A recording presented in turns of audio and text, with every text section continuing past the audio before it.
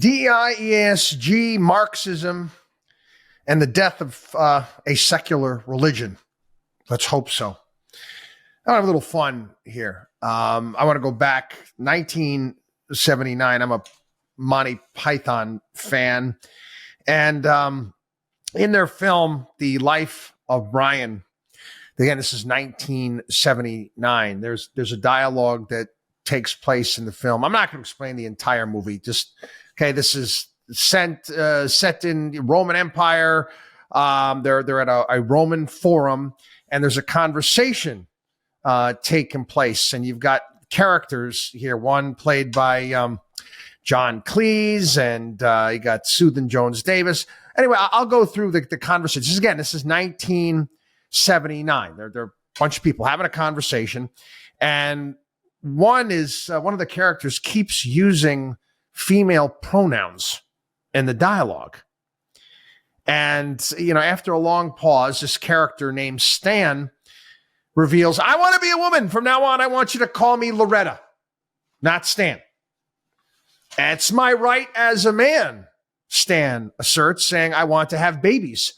It's every man's right to have babies if he wants them. John Cleese's character, Reg, says, but you can't have babies. And then Stan goes back, don't oppress me.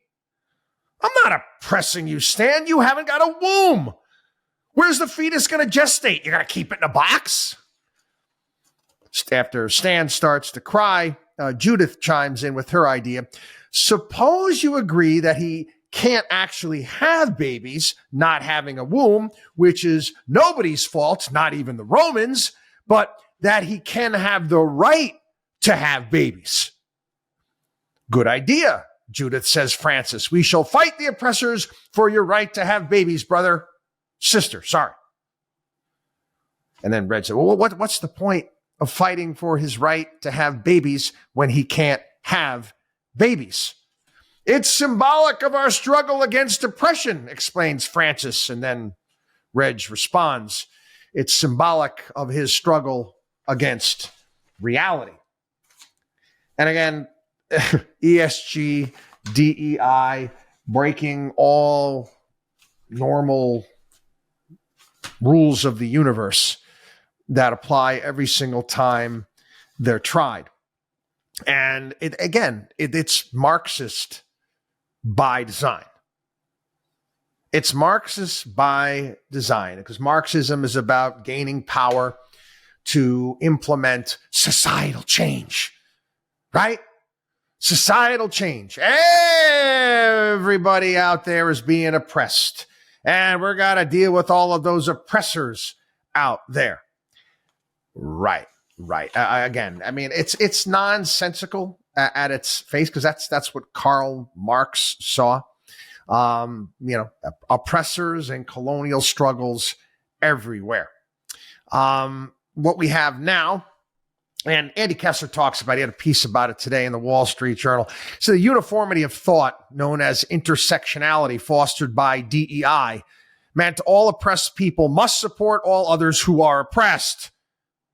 And again, that kind of blew up on October 7th of what happened in Israel, right?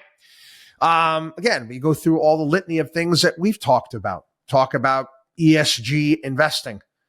We told you it was a farce. We told you it was a scam. You had BlackRock and Larry Fink out there selling all of these ESG funds, and not to mention the fact charging an arm and a leg for investors. But again, it's stupid as a stupid does. You want to pay an arm and a leg for some ridiculous ETF investment fund that's going to underperform? Again, I can't stop you. It's a free country. You can do whatever dumb things you want to do, quite frankly. And again, what it's all about is changing society. It never works. It never works. Everything that they try, everything that they put out there, again, the free market will eventually win out. And Kessler talks about this, and I often talk about it as well, is the trillions and trillions and trillions of interactions that people have on any given day. You can't control that. That signals human wants, and desires. That, in essence, is the economy. Even though people try to get their arms around it and they try to control it, they're not able to do that. So again, you're starting to see all of this fail. All this fail. The pronouns, yep, they're going to start going away. Everything is going to start going. Again, it's slowly but surely becoming the death of a secular religion. When it's interesting and stuff, we're talking about Marxism. It was actually the 100-year anniversary of Vladimir Lenin's death yesterday. And this is something that Lenin said in a speech on October 2nd, 1920. Morality was entirely subordinated to the class struggle, and action was right not in light of extra-human concepts, but only if it destroyed the old society and helped to build a new communist society. February 17th, Lenin's party, the Bolsheviks, they only had 24,000 members, and they were able to take over a country of 100 million because they were very concentrated in power and they had no trouble killing anyone. It was their moral obligation. Isaac Steinberg, a justice minister in the first revolutionary government, objected to Lenin for summary executions. He sarcastically asked Lenin, "Why bother with the Commissariat of Justice? Let's call it the Commissariat for Social Extermination." Lenin's face lit up and he said, "That's exactly what it should be, but we can't say that."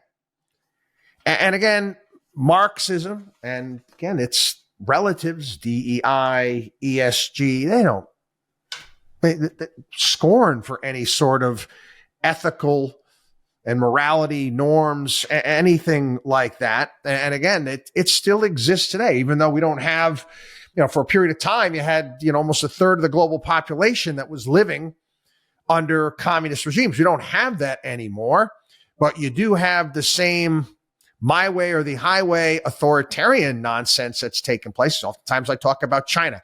People love calling it the Communist Party of China. It ain't communist. Okay, yeah, it's got its roots in Marxism without a doubt, but it's not their economic system by any stretch of the imagination. It's immoral. It's totalitarian. And there are a lot of places like this around the globe. And you can thank Marx for that nonsense. Anyway, WatchDog on WallStreet.com.